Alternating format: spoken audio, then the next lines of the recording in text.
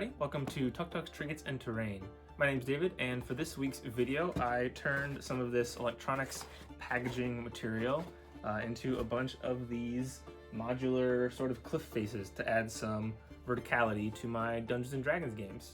This was a super easy build. This is a pretty common material to use in the sort of crafting terrain realm, but it was a lot of fun. I'm really happy with how they all turned out, so I'm going to show you what I did, and I hope you enjoy. So this is the original packaging that I got a hold of. It's from a Cricut machine, sort of a dense sort of chipboard material, compressed paper, but I cut it up into a bunch of pieces. You can see I've tried to change the original shape, cut off pieces, glued it on other spots, chopped them in half, and re-glued the two halves together to make it shorter.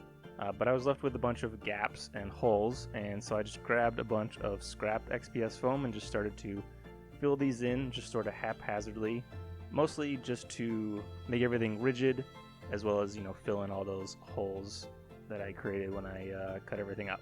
This was not a precise process. I just wanted to get sort of the general shape. You can see I've even used some like cereal box and chipboard scraps to just cover up large areas. Now to give it some more detail and fill in some of the smaller spaces, I'm just going to use aluminum foil, just hot gluing clumps of this in and just shaping it down to make it more natural. And once all of that was done, I grabbed some wall joint compound, and I'm going to use this for the last little detail bit. I wanted to create some sort of natural striations that you can see when layers of sediment and rock have been sort of sheared away. You can see all the very clear layers. So I'm only pulling the joint compound horizontally across the piece to create the natural layers and sort of ridges. And then once that was dry, I gave everything a base coat with some black paint and Mod Podge to help protect the joint compound.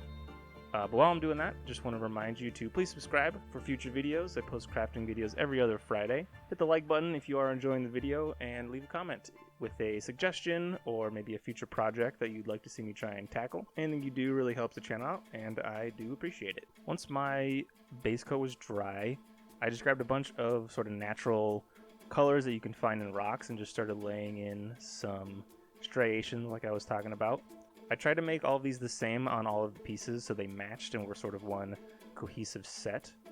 But I just grabbed a couple different grays, some browns, a dark red, a dark green, and a dark blue, just to give it some variation. Letting the colors mix where they meet, not waiting for things to dry. This helped cut down the overall craft time, but also made each layer more cohesive as they sort of blended together.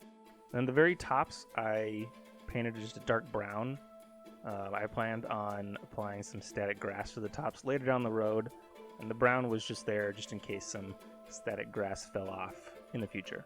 I then gave everything a pretty heavy dry brush with a lighter gray to sort of bring them all together. And then after coating everything with my homemade black wash, I did one more final dry brush highlight with a very light gray to bring out all the textures and striations that the joint compound created. And then for the final step, just spread some PVA glue over the top, and then just applied a mixture of static grasses, a couple different colors here. This is my sort of catch-all color where I dump all of the excess from previous projects. And with that, everything is all done. It's a super quick, easy build, but it adds a lot of versatility to the table, which I really like. I made 5 pieces here with just one half of the packaging material that I got my hands on, so I could make a bunch more of these if I wanted to.